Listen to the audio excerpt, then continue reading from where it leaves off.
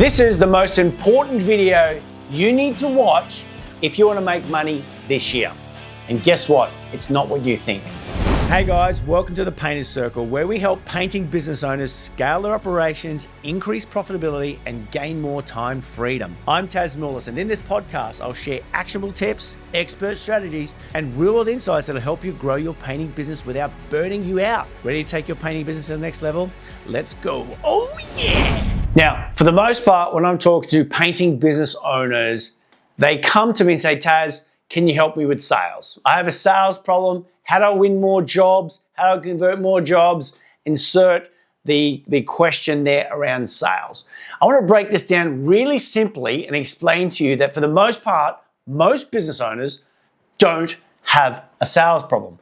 Now, you're probably thinking, well, how do I make more money this year if I'm not making more sales? Well, let me break this down to you very, very simply and specifically right now. In your painting business, there are three core functions. There's input, work coming in; throughput, doing the work; output, the business management and reporting on how those other two functions went. Now, in input, it's everything to do with sales and marketing. Sales is getting people through the door. Marketing is getting people to the door, okay? In throughput is scheduling and delivery. So I mentioned before, if you want to make more money, it's not 100% dependent on winning more sales. Now, correct, sales is getting jobs to the door and then through the door into throughput. Your constraint, the thing that's probably holding your business back, if you have a healthy pipeline, is your ability to complete the work. Because the revenue in your business is directly related to the amount of work that you can schedule in and the amount of work that you can complete. Let me just say that one more time. Your ability to invoice and grow your revenue, which is the money into your bank account, into your business, is directly related to your ability to complete work and schedule work. Let's take a step back. Let's say you're running a painting business and your painting business does $50,000 per month on average, okay? That's sales. But you have a team and the capacity of your team is $40,000 per month. So your team can currently output $40,000. I'll pick a round number. Let's say you've got 4 painters, and those 4 painters are averaging $4K per week output. 4 weeks, that's $64K, okay? The average output, this is on the low end, is $4,000 per week per painter on the low end. 4 painters, $16K, 4 weeks, $64K. So you have potential capacity of your team at $64,000 in revenue, invoice revenue per month. Now, if you're not scheduling at least $64,000 and you're mistakenly scheduling only $40,000 worth of work, your team is working under capacity. Does that make sense? I really want to slow this down. You got sales, right? And you're winning $64,000 or more per month on average. Your team capacity has the ability to complete $64,000, which is $4K per painter for 4 weeks. You got 4 painters, $64K. Does that make sense? Cool. But if you're scheduling under that to under capacity, but you need to make $50K per month to pay the bills, make some profit, pay yourself an income and keep the business running as a minimum, that's your number, and you're scheduling for $40K, you don't have a sales problem. You have a scheduling problem. Does that make sense? I don't want to confuse you right now. So in this instance, you have a scheduling problem, but it can also be that you have a capacity problem. Let's say you only had 2 painters, 16K, 8K per week over 4 weeks is 32K potential capacity. So you've got 2 painters who can output on the low end 4K per painter per week. Over a month is 32K output. But your business requires 50K. So you could be winning 50K a month and trying to schedule in 50K per month, but you're only doing 32K per month invoicing. Remember, scheduling, completion, invoicing, which means you're under $18,000 per month. So does your business right now have a sales problem in both of those instances? No, you don't. In instance one, you have a scheduling problem. We're not scheduling to the capacity of our team. We're scheduling to the capacity of what we think our team can do, which is a very common mistake I see in painting businesses. In scenario number two, we have your capacity of your team cannot actually output the target that you have per month in revenue.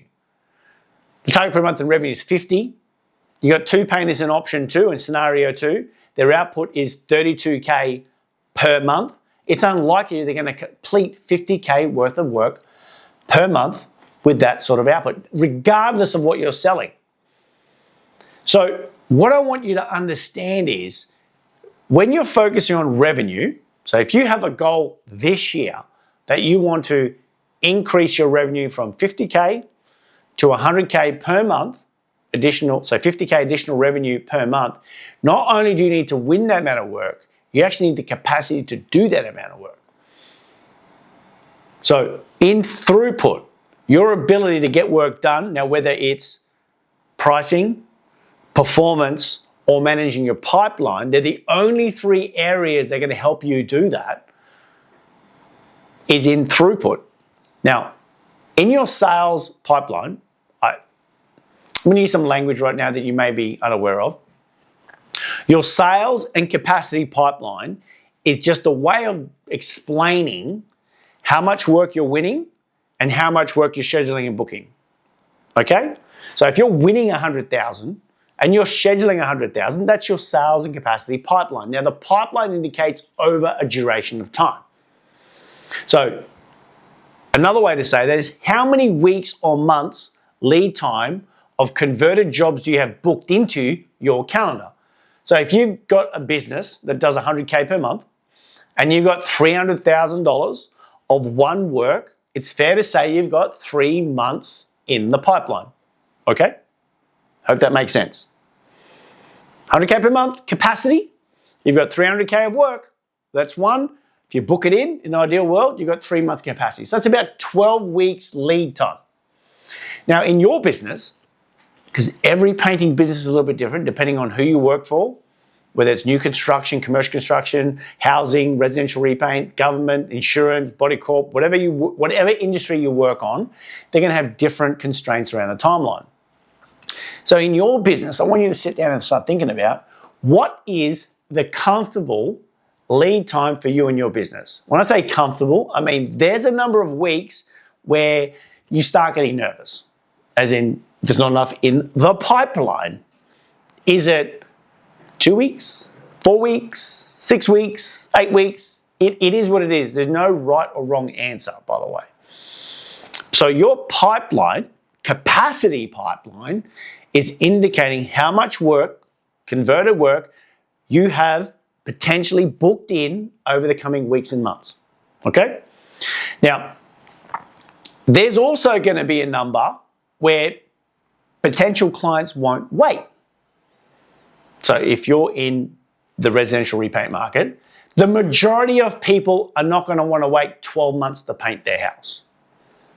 Just the majority. I'm not saying there's not a unicorn out there that won't wait 12 months or 6 months, but I'm saying the most amount of people don't want to wait that long. We live in an economy right now with Uber and Amazon where more and more people are wanting the result that they want faster. They want the outcome that they want faster. Less people are wanting to wait 6 months, 8 months, 9 months, 12 months, 24 months to get their house painted, to get their bedroom painted, to get the nursery painted, to get the driveway painted, to get the garage painted. That's the reality of it, okay? So if you're in your industry, and you have to think about it, what industry you're in, what market do you work in, what is the pipeline that makes you nervous? You don't want to go past that. What is the pipeline lead length, weeks, months, whatever happens to be, that your ideal target client doesn't want to wait past? Because there's going to be a point where you're losing opportunities or missing opportunities because you are unable to service your target market. So if you have some clients right now that you continue to look after, but you have to put them off for months and months and months, more than likely someone else is going to service them. Do you struggle with a plan in your painting business that's fast, clear, and specific? Our Game Plan Builder turns your chaos into a tailored plan. It's built fast, it's built for you, and it's built to move. Check out the show notes for your copy and download it today. So really getting some clarity for you and your business, what is, and you probably already know this by the way, you probably already know this subconsciously, what is the lead time that makes you uncomfortable? So you're going to have a target. Is it 2, 4, 6, 8, 10, 12, whatever weeks it is? It doesn't really matter. It depends on your business. There's no right or wrong answer because every business is different. There's pros and cons. In the residential repaint market, for example, if you're booked out, and I've had clients booked out 15, 20 months, 2 years in advance, the downside is, have you now allowed enough in the quoting in the proposal process for a 5% increase minimum per year over those 2 years in advance? Because that's on the downside. Because if you haven't allowed for that in your proposal, you're going to be losing that in the back end. Because it's unlikely insurance is going to go down. It's unlikely that labor is going to go down. It's unlikely that paint and materials is going to go down. It's unlikely that your cost of sales is going to go down. If anything, it's going to go up.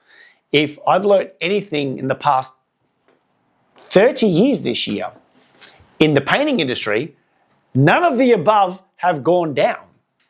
So if you're not allowing for that in your lead time, if you're quoting and you want to win jobs 12 months in advance, there's a chance that you're going to be leaving money on the table. The second component is if you're leaving that lead time, and I'm not talking about jobs that can only start in 2 years because they're getting built and they're not even in construction, they don't even exist yet. I'm talking about jobs that actually exist today and people wanting to wait for buildings that actually exist today and waiting 2 years. That's very different. That if your pipeline starts getting too long, you're missing out on opportunities, but you're also committing yourself to work in the future at a fixed rate when the market could be doing this and you could be getting better prices for your services in 12 months. That's the risky side, right? The positive side is, and I hear you saying, well, I just love having 12 months worth of work booked in so I don't have to stress about work.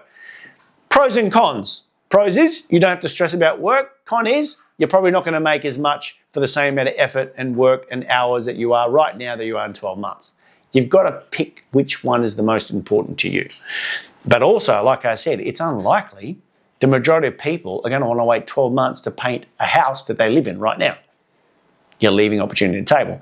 So that is your sales pipeline. At the same time, you have a capacity pipeline, which is throughput, your ability to schedule and complete work in a period of time.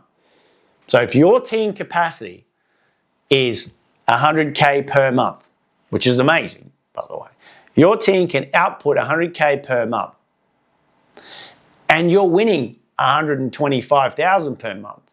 That 25 compounds every 4 months to an extra month in advance. So you'll be getting ahead of the curve. Now, what will happen is your pipeline will start blowing out.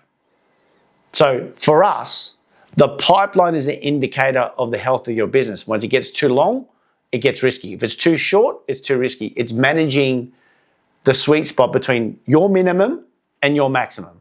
I'll just pick two numbers. The minimum could be 6 weeks. The maximum could be 12 weeks. In business, our number one goal is capacity management. We're managing the capacity of our team, ourselves, our business, and everything in between. So you're managing capacity between the 6 and 12 weeks. So if you want to make more money in your painting business and you are only focusing on sales, you are going to have a bottleneck or choke point when you get to scheduling and delivery. That's the reality.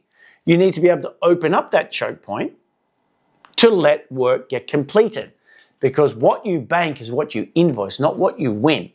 So I really want to separate from your mindset right now sales from revenue, because there is a natural lag between when you win a job and when you do a job, particularly if you already have a lead time of 12 weeks. You could win a job, 12 weeks until you start the job, and you may be 1 or 2 or 3 weeks or 4 weeks to complete the job, which means you've got almost 14 weeks before you collect on the invoicing of that project. So I really want you just to slow down a bit and disconnect revenue generation, which is the outcome.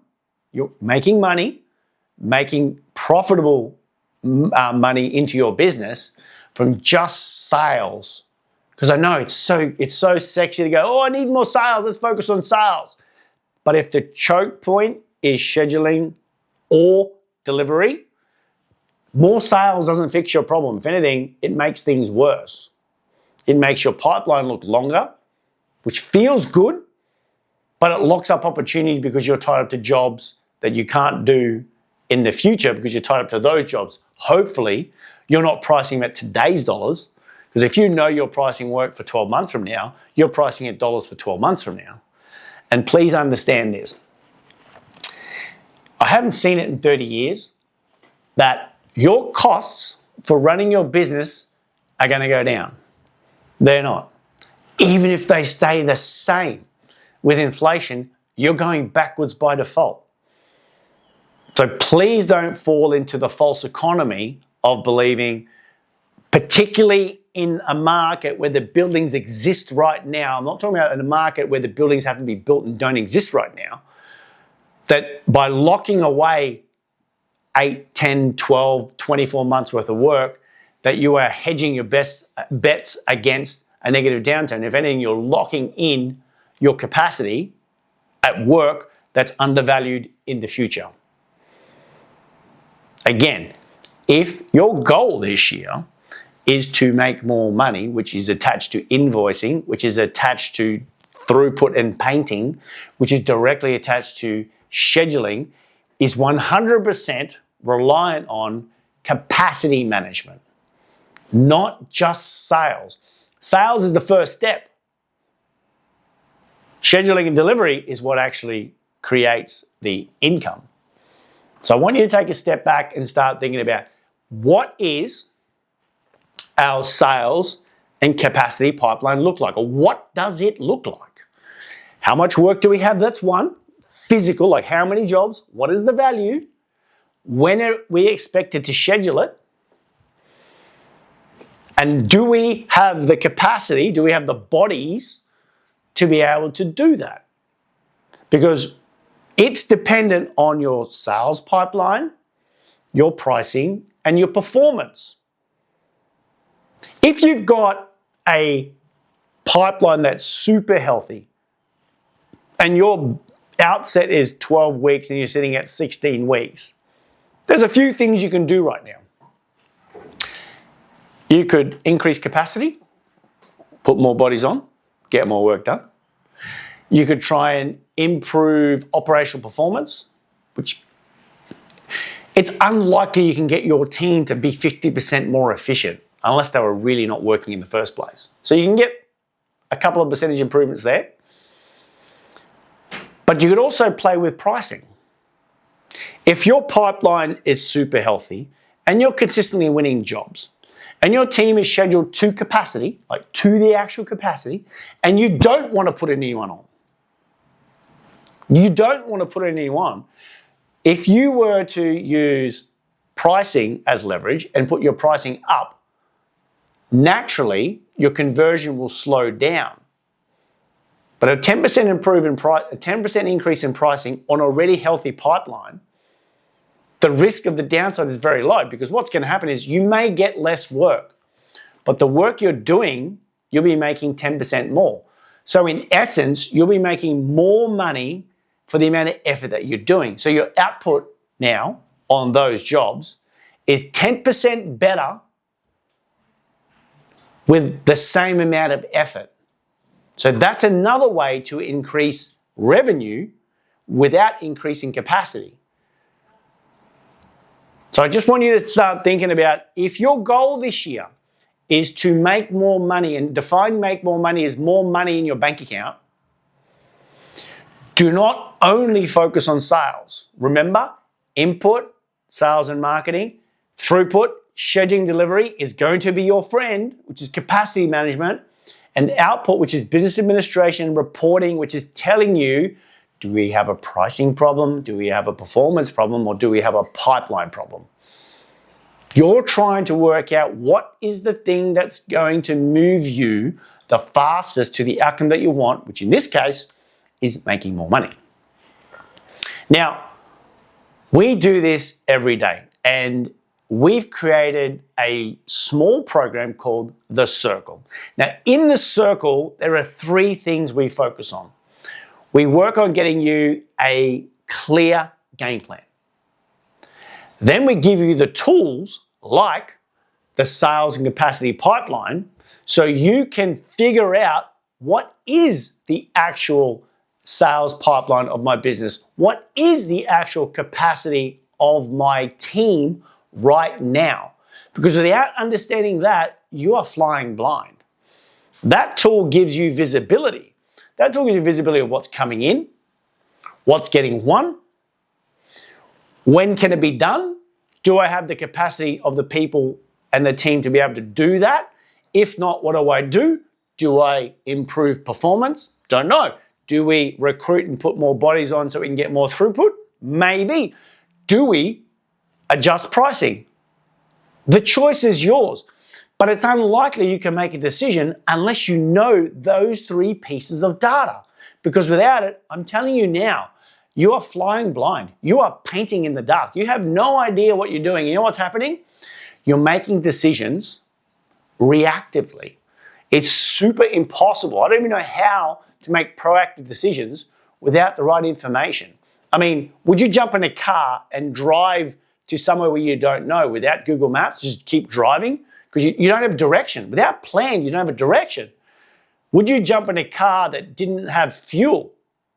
No, you need a vehicle that is the right tool to get you to the destination. And the beauty about The Circle is we offer the support. So it's great to have a plan. It's amazing to have the tool, but what would happen if you have the support? So if you'd like to learn more about The Circle, just check out below. There'll be a link. Click the link, read about it. If you've got any questions, hit me up. We'd love to help you. The whole essence of The Circle is built around 3 core functions: a clear game plan, the right tools, and the right support. Anyway, stay cool, be well, and as usual, see you in the interwebs. Bye-bye. Hey guys, if you got value from today's episode, make sure to subscribe so you never miss expert tips. If you want some support, check out the link in the show notes and see how we can help you. Don't forget to follow us on socials @PainterCoach. Stay cool, be well, and as usual, see you in the interwebs. Bye.